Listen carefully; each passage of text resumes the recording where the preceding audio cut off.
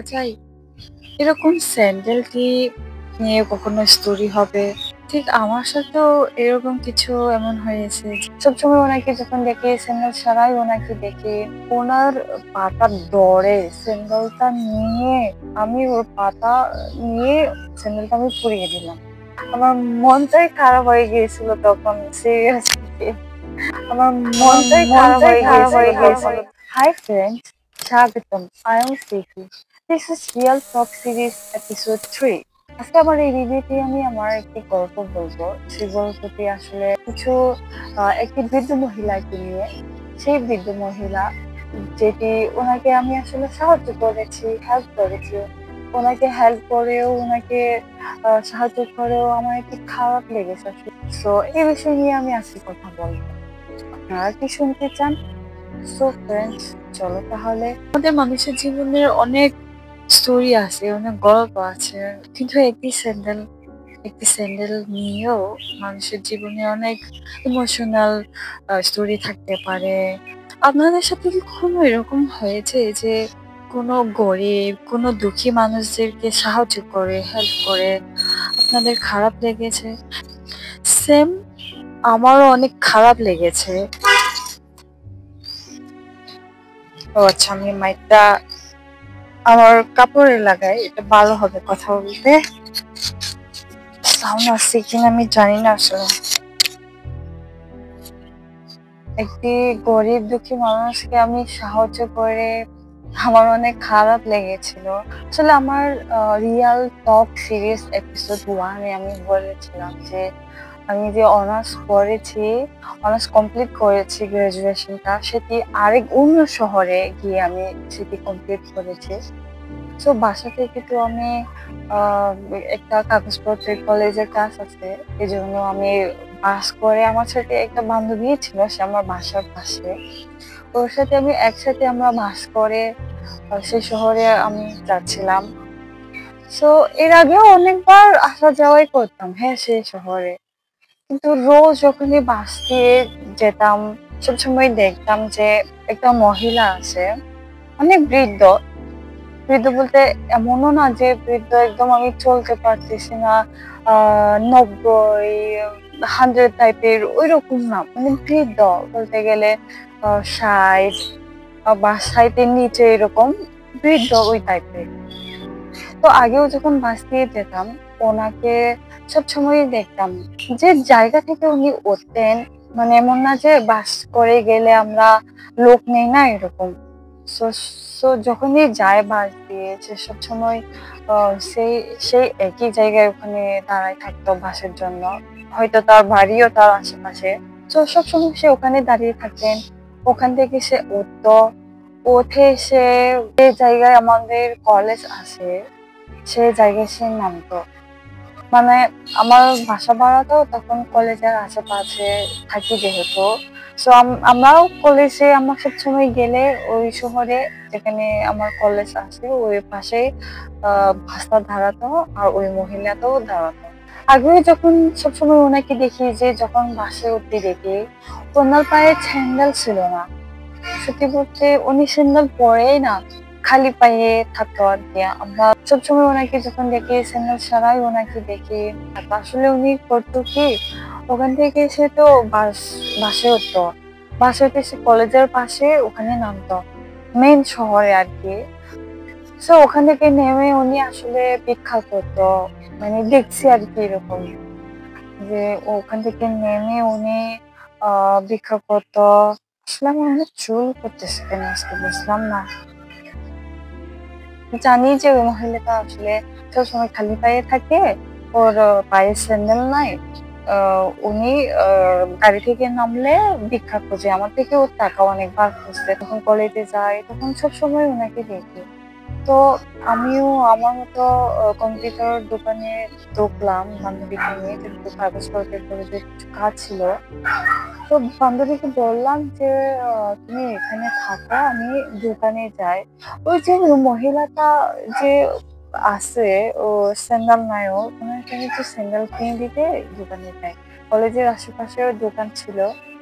তো আমি বান্ধবীকে রেখে আরেকটু পর আসবো বলে ওকে কম্পিউটার দোকানে রেখে আমি ওই মহিলাকে বললাম, ওই মহিলাটিকে আমি বললাম যে আপনার তো স্যান্ডেল নাই, চলো আমি দোকানে স্যান্ডেল কিনে নিয়ে দিই স্যান্ডেলটা। তো উনি আমাকে টাকায় খুঁজতেছে, আমি বলতেছি যে আমি দিব দিব দিব, আপনি আগে আমার সাথে দোকানে চলেন। তো আমি ওনাকে স্যান্ডেল দোকানে নিয়ে গেলাম। স্যান্ডেল দেখলাম একটি দোকানে ঢুকে নর্মালি স্যান্ডেল আমি দিলাম যেটা আমার বাসায় পরি ওই টাইপের, ওটা একটা চুজ করে আমি ওনাকে পড়তে বললাম। বিশ্বাস করবেন উনি স্যান্ডেলটি পড়তেই পারতেছিল না। বলেন না যে যখন আমরা ছোট থাকার সময় আমাদের মা বাবা আমাদেরকে শুরুতে যখন আমরা স্যান্ডেল পরতাম তখন পড়তে পারতেছিলাম না, এরকম ওনার সাথেও এরকম হয়েছে। উনি পড়তেই পারতেছিল না স্যান্ডেলটি।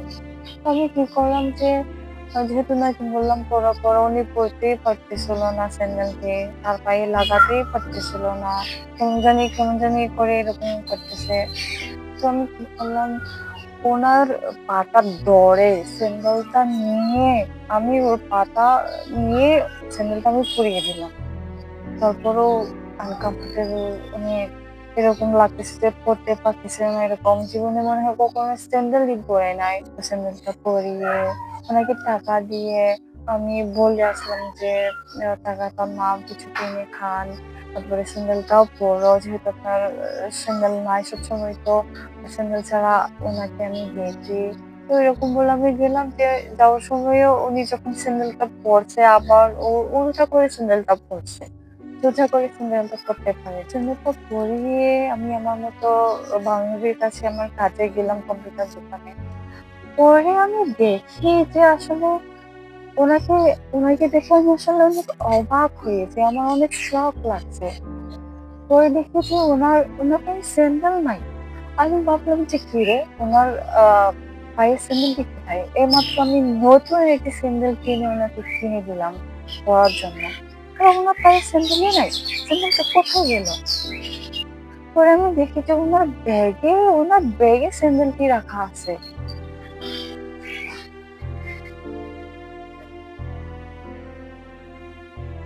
উফ, স্যান্ডেলটা আমি কিনে দিলাম, নতুন একটি স্যান্ডেল, নিজ হাতে ওনাকে স্যান্ডেলটাও পরিয়ে দিলাম। তবু উনি স্যান্ডেলটা পরে না, ওনার ব্যাগে ঢুকিয়ে রাখছে স্যান্ডেলটি। সত্যি আসলে আমার জন্য তখন এরকম অবস্থা, আমার মনটাই খারাপ হয়ে গিয়েছিল তখন, সিরিয়াসলি। আমি আমার কাজকর্ম করে বাসায় গেলাম। তখন বাসায় গিয়ে আমার অনেক খারাপ লাগছে। আমার সাথে যে আমার বান্ধবী আছে, উনিও বলতেছে তুমি কেন কিনে দিচ্ছ, ওরা তো এরকমই, ওরা পরে না স্যান্ডেল এরকম করে। মনটা এমন জানি সবসময় মানুষকে হেল্প করে, সাহায্য করে, ছোট থেকে হেল্প করতে মানুষকে ভালোবাসি এরকম। কাউকে তুমি মন থেকে কিছু আহ, দিলা, কিনে দিলা বা হেল্প করলা, জাস্ট গরিব দুঃখীদের কথা বললাম আর কি, গরিব দুঃখীদের সাহায্য করলা, হেল্প করা, বিনিময়ে যে উদ্দেশ্য নিয়ে আমি ওদেরকে হেল্প করেছি, ওদের পাশে দাঁড়িয়েছি, না ওরা ইউজ করছে বা না ওরা কিছু করছে, আমি তাকে দিয়েছি।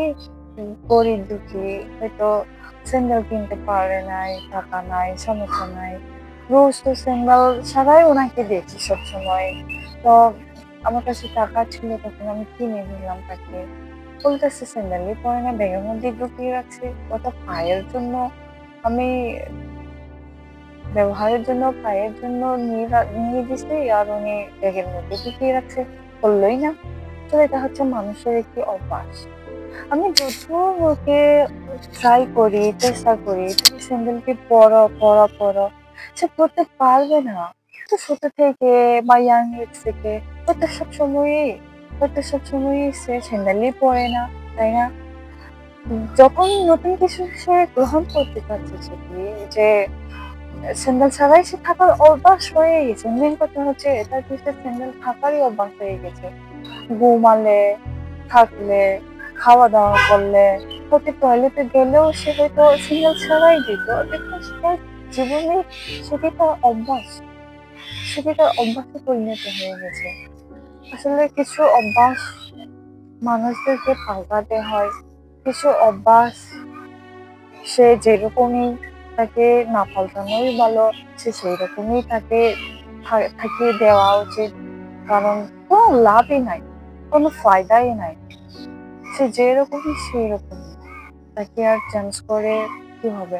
আমি মনে ভাবলাম যে আমি কেন কিনে দিলাম, টাকা দিয়ে কিনে নিলাম বা টাকা যাক, আমার কিছুই আর নাই, হ্যাঁ, বাট আমি চাই যে তুমি পড়ো। এমন না হয় যে ওনার স্যান্ডেল নাই ওনার পায়ে, তুমি হয়তো ওনার পায়ে ময়লা লেগে ওনার পায়ে কিছু ইনফেকশন হতে পারে, ওনার পায়ে হয়তো কিছু এমন কিছু নোংরা জিনিস কিছু রোগ বাঁধতে পারে, ওনার পায়ে কিছু কাঁটা লেগে কিছু লেগে ওনার পায়ে কিছু আঘাত লাগতে পারে, এরকম। But it's okay, no problem. ওনার হয়তো ওইটাই অভ্যাস, যে স্যান্ডেল ছাড়া থাকার ওনার সেটাই অভ্যাস।